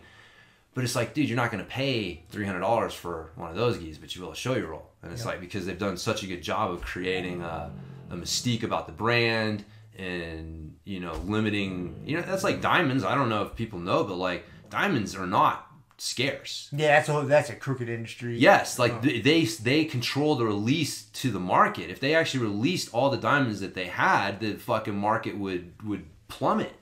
And so I think it's probably not true, but like I heard that like cubic zirconiums are actually more valuable if you look at like you know, the actual material. Yeah, like how scarce they actually are. The diamonds are an artificial market that they've created. And so, again, you can argue, oh, it's bullshit, they should just release them. Or it's like, no, man, it's like... If you have control of it, yeah, it's up to you. Yeah, you control your world, man. Your narrative. Like, what world do you live in? And are you trying to sell as many cheap things as possible? Or are you creating a really cool top-end experience for people that... that's the other thing, I'll bet Show Your Roll has really good customer service. Like, I'll bet they, you know... you get stuff with that you don't necessarily get with buying the same gi from a knockoff brand or whatever. Yeah. So it's I like that. I like that that route. It's like create a cool brand and tribe and make it hard to get into and and then you can provide like a better service. Yeah. You don't have you don't have as many customers, so if somebody does come to you with a problem, you're like, yeah. Well, that's the thing too, man. You know, at some point, I'm not going to be able to scale the customer service the same way. So, like, the way that I take care of customers now, if we doubled how many pedals we were selling, it would be really difficult to maintain that. And you see that all the time with companies, right? Like, they build a reputation based on how they were when they were small, and then they just try to grow because someone, you know, they got popular and they had these opportunities, and so you're told, like, grow it all, like, just grow. Well, they couldn't continue to provide the same experience. So now all of a sudden what you have is not the same thing. Like what made you popular in the first place is not what you are today. And then that's how, I mean, I've seen in the cycling industry countless times where it's like, and then you lose it, right? Then people go away because they're not getting good service. You're always out of stock on stuff. and then the company dies because they weren't. What got them to that point? Yes. They weren't able to maintain it. Yes. Yeah. If you can't, that's the hard thing. If you can't scale your culture, then it's tough. And they talk about that in like 150 people or whatever in a business, or like it gets hard to.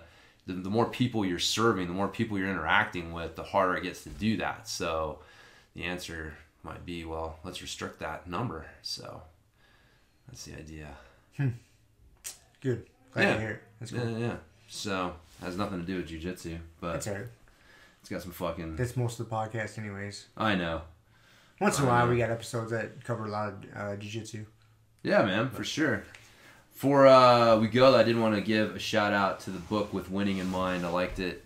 It was a book Faraz Sahabi had mentioned. With winning in mind? Yeah, With Winning in Mind. This is the Larry Basham guy that was a rifle shooter on the U.S. shooting team, and he did mental training for 6 hours a day or whatever. Really? And so, yeah, his book's about his mental training system that he developed. And then so he won a gold medal using it, and then he had a son that won a gold medal using it as well. And so it is, it's nothing real totally new, but I liked there were a couple things that I liked. One was that, his underlying thing is your self-image is super important.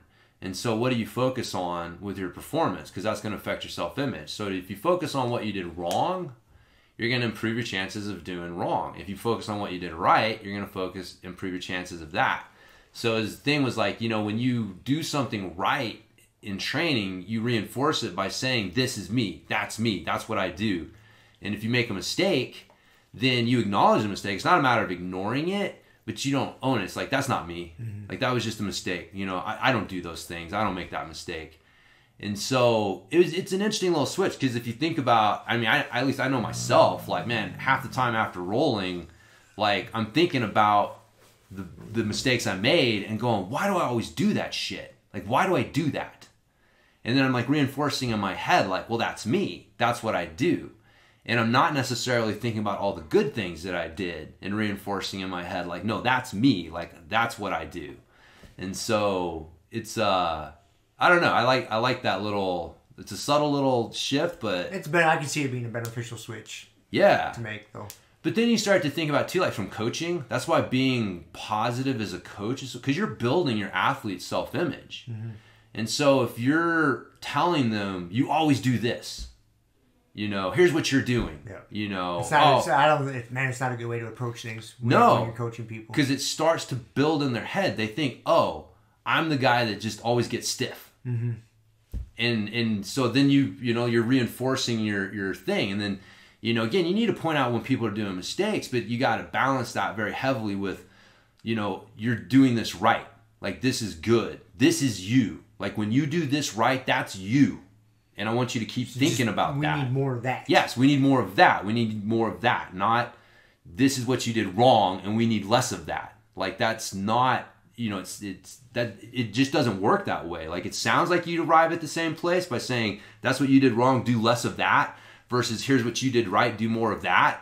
But it's not. You arrive at a completely different place with the self-image that people develop based on how you're talking to them, and then also how they're talking to themselves like that. So but yeah, then he had a good way of keeping his performance journal, which I thought applied really well to jiu-jitsu journals, because they're one of those things, they're valuable, but a lot of people don't necessarily know how to use them. How do I do it? What do I get out of it? And you try it a few times. And so he had a good structure for basically record the general data, date, where it was, what you're doing, how long it was.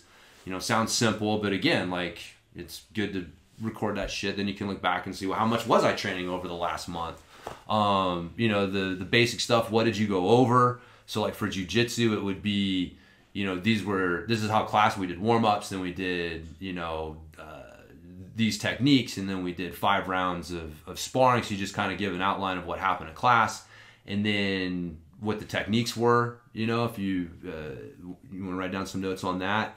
And then, so just the general stuff. But what I liked is he said, finish off with a success analysis and a solutions analysis. So you need to write down a couple things that you did well. Like, what did you do well during that training session? And then solutions analysis is either things that you figured out during training, like, oh, okay, I found an answer to this, or what I realized this. Or if it's a problem that you're having, you phrase it, I am looking for a solution to, you know, whatever it is that you know, I'm always getting passed with this fucking pass. But instead of saying like, I'm always getting passed with this pass, you know, here's what my problem is. Instead of a problems analysis, my problem is I'm always getting passed. Oh, well, then that's who you are. You're always getting passed.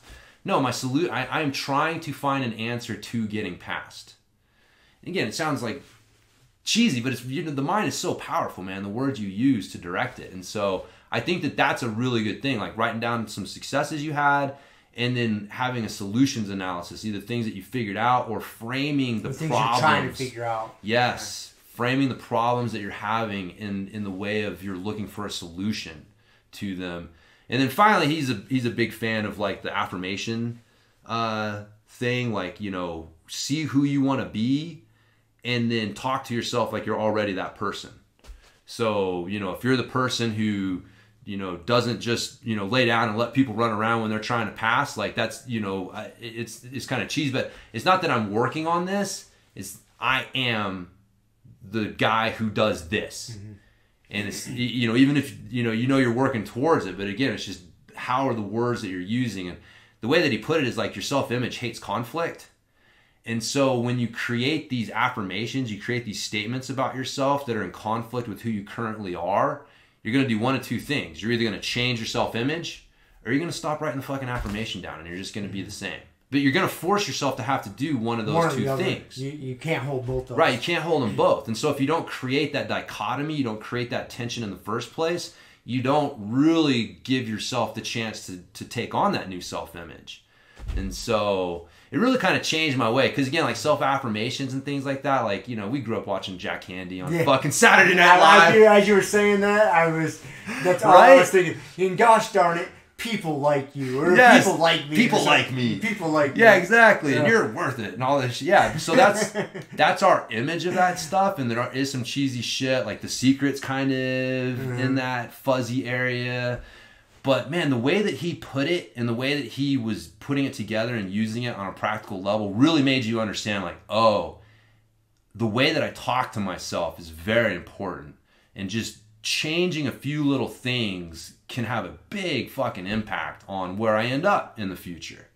And so, anyways, yeah, I really like that book. I recommend it for... what was the name again? With Winning in Mind. With Winning in Mind? I'm actually going to type that in my phone right now, because if not, I will forget. Yeah, man. Good one for, you know, jiu-jitsu guys. If you guys are looking for something to help you with that mental side. And like I said, really good for goal setting. We talk about this with goal setting. He talks about, like, you don't want to set a goal to, like, win. You want to set a goal to control the process, right? Like, so if I'm going to have a winning performance, what is the process that I would have to go through to have that? Now, that's my goal. Because you can't always control. Like, you may, you know, we've talked about it before. You can't always control how things are going to end up at a competition, or, you know, an outcomes-based goal that you can't control is, you know, never going to be as effective, or isn't as effective as a process-based goal. And so, you know, again, just like we were talking about the variables you can control. Yeah. With penalty innovations, you know, you got so many variables there you can't control. Yep. And so you're trying to funnel that down into stuff you can control. It's the same thing. Yeah. Yeah. Figure out what you can control and focus on those things and make those your goals. Yeah. So you're not, But so anyways, overall, like I said, I thought it was a really good book. Very easy read. It's not, you know, huge. He's not a bunch of psychobabble nonsense. He's not a scientist. You know, he's an athlete that, you know, researched it and does this stuff. What worked for him. So Yeah. But man, you talk about like a mental sport. I mean, rifle shooting, or, you know, shooting, like, that's not a physically demanding sport. I mean, it is in its own way. Like, I don't want to downplay that, but you don't have to be like an uber athlete to do it. Right. And it comes down to like 90+% mental. So it's if it worked for him, then you can definitely carry it over. So Yeah. Cool. Yeah, recommend that one. That's a good mention. Cool. So we call that a wrap? Yeah. Place to end, huh? Think so, man. Cool. See you. Yeah, see you guys. Thank you for listening to the Grumpy Guy BJJ Podcast. Thank you all for listening. You can find us on Podbean, Apple Podcasts, Spotify, and wherever else you listen to podcasts. Please make sure to subscribe and leave us a review. It really does help and will allow us to keep putting out episodes. If you have any questions, comments, or ideas, hit us up at grumpyguybjj@gmail.com. Also, go to our website, grumpyguybjj.com, and get signed up for podcast updates and get our free BJJ Improvement Starter Kit. That's it for now, so get on the mat, train hard, and talk to you all next week. With a permanent rep, a hermit now, boom. Doggy stool, foggy, cool, got a froggy outside Molly dude. Melvin, Colin, Daisy Duke, hanging by the lace of their shoes. No trace of the tools, shaped in your face, fuck the rules. Snooze, you lose. One eye always open, in times two, no clue. But soon a brief monsoon might give you a view to choose. Stay tuned, include, won't conclude. To the end is near, beware there's consequences for what you do. To me and demon, a devil of many levels, I keep on feeding. For several of them rebels, me, myself, and I. Me, myself, and I.